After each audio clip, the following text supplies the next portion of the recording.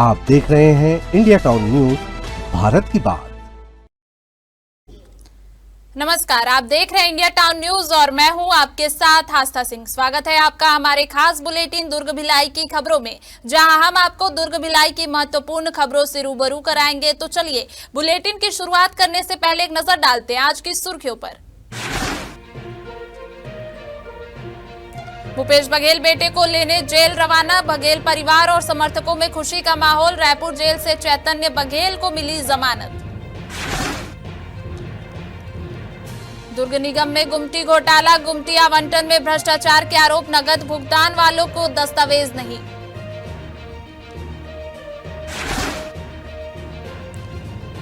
दुर्ग में भूमि अधिग्रहण विवाद, रेल परियोजना पर ग्रामीण चिंतित, ग्रामीणों को चाहिए लिखित गारंटी।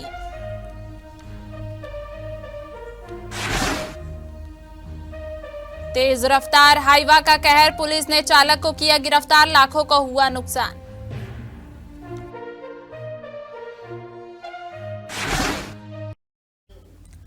चलिए बढ़ते हैं खबरों की ओर। दुर्ग जिले में एक बार फिर भूमि अधिग्रहण को लेकर ग्रामीणों की चिंताएं सामने आई हैं। दुर्ग से होकर गुजर रही खरसिया परमलकसा रेल परियोजना के लिए गांवों में हलचल तेज है। पीढ़ियों से अपने खेतों में पसीना बहाने वाले किसान अब मुआवजे को लेकर परेशान नजर आ रहे हैं।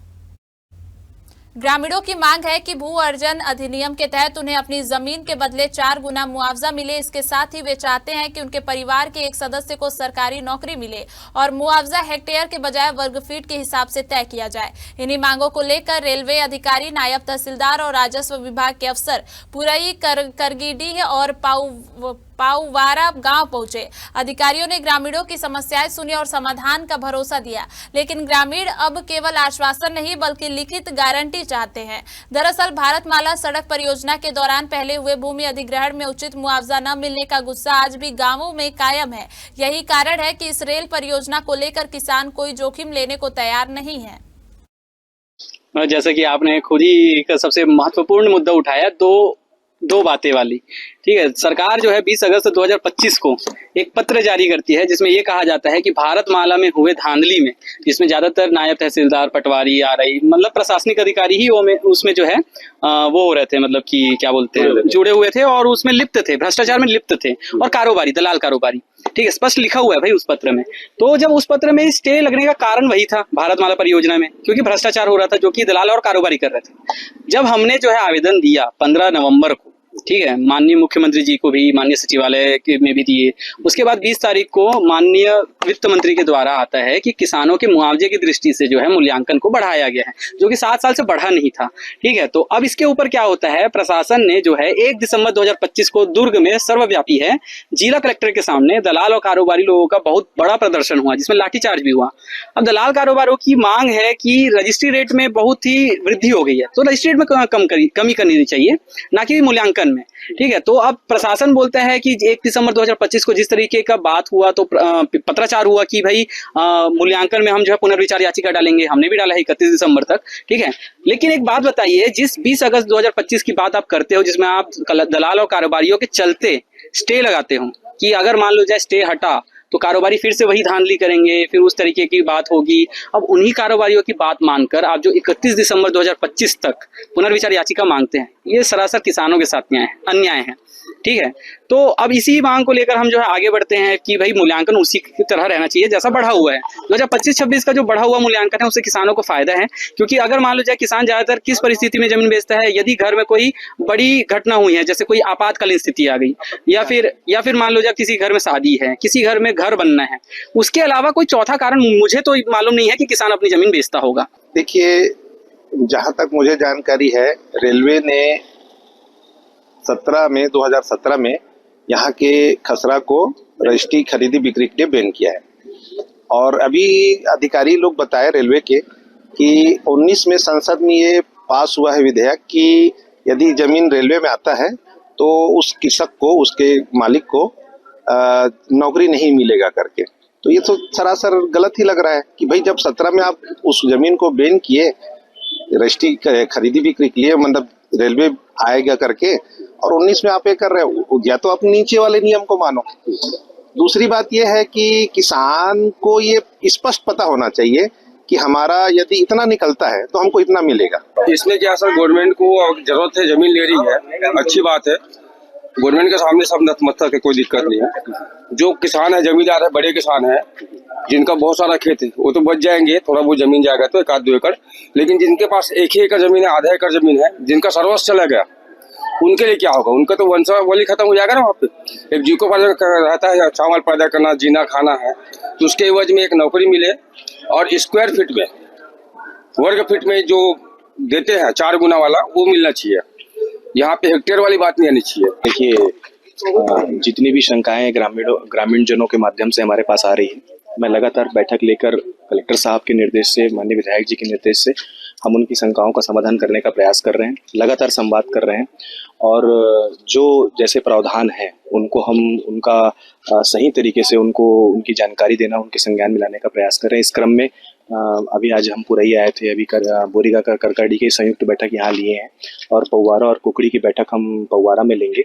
और जो समस्या उनको आ रही है कि कितने गुना मुआवजा मिलना है, किस दर से मुआवजा मिलना है, बोर्ड बारी का मुआवजा मिलेगा कि नहीं मिलेगा, तार घेरे का मुआवजा मिलेगा कि नहीं मिलेगा, नौकरी के संबंध में क्या प्रावधान है, एक स्क्वायर फीट और हेक्टेयर के संबंध में, तो जो इनको समस्या आ रही है, हम लगातार संवाद करके इस समस्या का हल निकालने का प्रयास कर रहे हैं। आज पूर्व मुख्यमंत्री भूपेश बघेल अपने चरोदा स्थित निवास से रायपुर सेंट्रल जेल के लिए रवाना हुए। उनके साथ बड़ी संख्या में कांग्रेस कार्यकर्ता और समर्थक मौजूद रहे। भूपेश बघेल अपने बेटे चैतन्य बघेल को लेने जा रहे हैं जेल। आपको बता दें कि शराब घोटाले के मामले में ईडी ने चैतन्य बघेल को 18 जुलाई को उनके जन्मदिन के दिन गिरफ्तार किया था। इसके बाद से वे न्यायिक हिरासत में थे। अब हाईकोर्ट से जमानत मिलने के बाद आज उनकी रिहाई हो रही है। खास बात यह है कि यह रिहाई चैतन्य बघेल के बेटे के जन्मदिन के मौके पर हो रही है, जिससे बघेल परिवार और समर्थकों में खुशी और उत्साह का माहौल देखा जा रहा है। आज जो ईडी और ईओडब्ल्यू ने षड्यंत्र पूर्वक गिरफ्तार चैतन्य बघेल की थी, उस समय भी पूरे प्रदेश के युवाओं ने, कांग्रेस जनों ने इसका विरोध किया था। और आज जब कल कोर्ट का फैसला आया कि उन्हें बेल दिया जाए और दोनों मामले में उन्हें स्थायी बेल मिली है, तो ये सत्य की जीत है और भारतीय न्याय व्यवस्था पर लोगों का विश्वास और मजबूत हुआ है।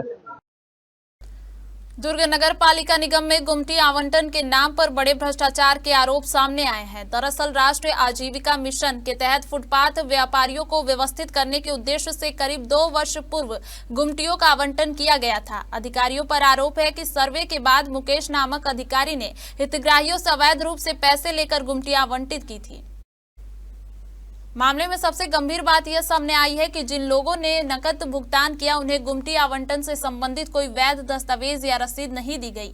वहीं केवल चेक के माध्यम से भुगतान करने वालों को ही दस्तावेज उपलब्ध कराए गए हैं। इस कारण पूरे मामले में पारदर्शिता पर सवाल उठ रहे हैं। जब इस मामले में मुकेश से सवाल किए गए तो उसने आयुक्त से बात करने की बात कहकर ऑन कैमरा चुप्पी साध ली। नगर पालिका निगम दुर्ग की महापौर अलका बागमार ने सफाई देते हुए कहा कि शहर सरकार द्वारा इन गुमटियों का वितरण नहीं किया गया है, इसलिए नगर निगम की कोई प्रत्यक्ष जिम्मेदारी नहीं बनती। हालांकि उन्होंने स्पष्ट किया है कि अगर जांच में किसी भी स्तर पर गड़बड़ी या भ्रष्टाचार सामने आता है तो संबंधित लोगों के खिलाफ कठोर कार्रवाई की जाएगी। राधे राधे मलाई टी स्टार के नाम से मलाई मार के 7 साल से यहाँ पे बैठ के चाय पिला रहा हूँ। मैं पहले एक मैजिक में, टाटा मैजिक में ऐसा लगाया करता था। नगर निगम का सर्वे हुआ, उस सर्वे में बताया गया, मेरे को भी तोड़ने के लिए आया गया, तो मैं यहाँ से उठा नहीं। कमिश्नर आ गए, अधिकारी आ गए, आखिर में सबने मिल के मेरे को एक कार्ड दिया, सर्वे कार्ड सबके लिए बढ़ रहा है। जो दुकान रोड में घूम रहे हैं उनको गुमास्ता देना है, ऐसा करके मेरे को दिया गया कार्ड देने के बाद मैं दुकान, मेरे को लाइटिंग करने के लिए पैसा देने गया डाटा सेंटर में 1,40,50,000 रुपया। तो उतना बड़ा रकम था। मैंने बोला सर मेरे को पैसा दे रहा हूँ, मेरे को रसीद चाहिए था। तो बोले रसीद आप वहाँ पे जाना, जो अपना ठेकेदार है, विकास ठेकेदार था यहाँ पे, गुमती बना रहा था, उसको पैसा देने के बाद मैं आज तक कई बार उसको फोन लगा चुका, मेरा फोन नहीं उठाता। मैं दिल्ली में हूँ, मैं वहाँ हूँ, मैं आपको खुजवा के आपको देता हूँ सीरियल नंबर जो भी है दुकान का मेरा। न मेरे को रसीद दिया, न कुछ दिया। नगर निगम भी गया डाटा सेंटर, तो वहाँ भी मेरे को कोई कुछ नहीं दिया गया। वहाँ बाजार हाट भी गया, वहाँ से भी मिलने गया, तो वहाँ कोई कमिश्नर साहब से भी 1 हफ्ता पहले मिलने गया रहा। कमिश्नर साहब बोलते हैं सब मेरे को पता ही नहीं है। जबकि वो शहर के अधिकारी हैं, नगर निगम के मेन अधिकारी आयुक्त होते हुए जब इनको इस शहर के बारे में कुछ इनको पता ही नहीं, तो ये देश का क्या विकास कर सकते हैं? देखिए, पहले तो मैं ये चाहूंगी कि वो अपनी समस्या लेके आए, बैठे। हम तो समस्या सुनने के लिए बैठे हैं यहाँ। समस्या का जितना का हम समाधान कर सकते हैं, समस्या का समाधान भी करेंगे। लेकिन बात ये आई थी कि उनके पास कोई रिकॉर्ड नहीं है और निगम ने उनको कोई गुमटी अलॉट नहीं की है। तो गुमटी अलॉट उन्होंने कहाँ से कराया है? पहले इसका पेपर लेके तो आए, वो जहां से भी अलॉट कराए होंगे कुछ ना कुछ तो होगा उनके पास पेपर, वो पेपर लेके आए। उस विषय को हम समझे पहले कि कहाँ से उनको मिला है, तब जाके हम आगे बात करेंगे। ये जिन्हें दो लोकेशन का जो आप गुमटियां बता रहे हैं, तो हमें सभी गुमटियों से हम लोग एक जानकारी कलेक्ट करा रहे हैं कि उनको जो है जगह और गुमटी कैसे आवंटित की गई थी, क्या उसके लिए उनको कोई नोटिस या कोई उनके द्वारा पैसे या राशि जमा की गई है क्या निगम में, या उनको कोई अधिकार पत्र या प्राधिकार पत्र मिला है क्या, तो उसकी जानकारी ली जा रही है। और उसमें जो भी फिर सामने आएगा उसके अनुसार जो है हम लोग कार्रवाई करेंगे और नियम अनुसार उनको जो है आवंटन की कार्रवाई करेंगे, ताकि अपना व्यवसाय वो आगे लाइसेंस गुमास्ता जो भी उनको बनाना है वो अपना विधिवत बना के अपना व्यवसाय कर सके।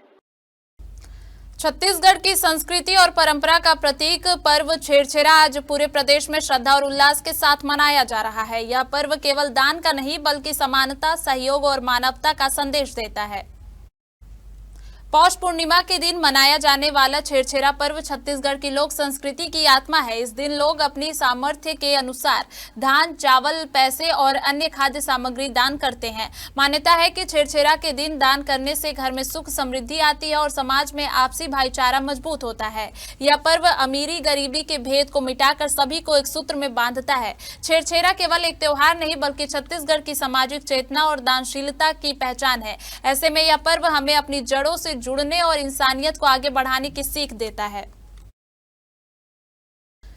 राष्ट्रीय सड़क सुरक्षा माह के तहत दुर्ग जिले में सड़क सुरक्षा को लेकर जागरूकता बढ़ाने की दिशा में एक बड़ी पहल देखी गई। जिले में बाइक रैली का आयोजन किया गया, जिसे पूर्व न्यायाधीश अजय कुमार सप्रे ने हरी झंडी दिखाकर रवाना किया। आपको बता दें कि दुर्ग जिले में 1 जनवरी से 31 जनवरी तक राष्ट्रीय सड़क सुरक्षा माह मनाया जा रहा है। इसी कड़ी में आयोजित बाइक रैली का मुख्य उद्देश्य आम लोगों को यातायात नियमों के प्रति जागरूक करना था। रैली के साथ ही दुर्ग में सड़क सुरक्षा पर संभाग स्तरीय बैठक भी आयोजित की गई। बैठक में संभाग कमिश्नर दुर्गाईजी, एसएसपी, कलेक्टर सहित जिले के अन्य आला अधिकारी मौजूद रहे। अधिकारियों ने यातायात व्यवस्था, सड़क दुर्घटनाओं के कारण और उनके समाधान पर विस्तार से चर्चा की। इसके अलावा बैठक में यह जानकारी दी गई कि छत्तीसगढ़ में सड़क दुर्घटनाओं में होने वाली मौतों में कमी दर्ज की गई है। इस दौरान अधिकारियों ने यातायात से जुड़े विभिन्न पहलुओं पर और प्रभावी ढंग से काम करने के निर्देश दिए। दुर्ग शहर के धमधा नाका ओवर ब्रिज के पास एक बड़ा हादसा होते होते टल गया। आयरन से भरी तेज रफ्तार हाईवा अनियंत्रित होकर सीधे एक मकान में जा घुसी। गनीमत यह रही कि जिस हिस्से में ट्रक घुसा उस समय वहां कोई मौजूद नहीं था, वरना बड़ा जानमाल का नुकसान हो सकता था। दरअसल दुर्ग के धमधा नाका ओवरब्रिज के पास एक तेज रफ्तार हाईवा अचानक नियंत्रण खो बैठी और सड़क किनारे बने मकान में जा घुसी। टक्कर इतनी जबरदस्त थी कि मकान का एक कमरा पूरी तरह क्षतिग्रस्त हो गया, वहीं बोरवेल भी टूट गया। हादसे में मकान मालिक को लाखों रुपए की नुकसान की आशंका जताई जा रही है। सूचना मिलते ही मोहन नगर थाना पुलिस मौके पर पहुंची और हाईवा चालक को हिरासत में ले लिया गया। हादसे के बाद पूरे इलाके में दहशत का माहौल है। रात पर हम लोग सोए थे तो करीब 1:30 बजे धड़ाम से आवाज़ आया, तो हमें लगा कि ऐसा दीवार ही लगी जैसे भूकंप आ गया है। तो आप बाहर निकल कर देखे तो ट्रक अंदर घुसा हुआ है, पूरा एक रूम को मेरा तोड़ दिया है, पूरा बोर तोड़ दिया है और बहुत सा अंदर प्रिंटिंग मशीन है वो भी टूटा हुआ है। पूरा रूम पूरा नुकसान हो गया, पूरा रूम में पूरा फट गया है, पूरा दरवाज़ा सब टूट गया है, बोर टूट गया है। ड्राइवर को रात में 112 फ़ोन किए थे तो पुलिस वाले आके ले गए थे उसको। ड्राइवर को रात में ही ले गए थे। कंडक्टर नहीं था इसमें। क्या भरा हुआ था इसमें? कच्चा लोहा भरा हुआ है, स्पंज आयरन।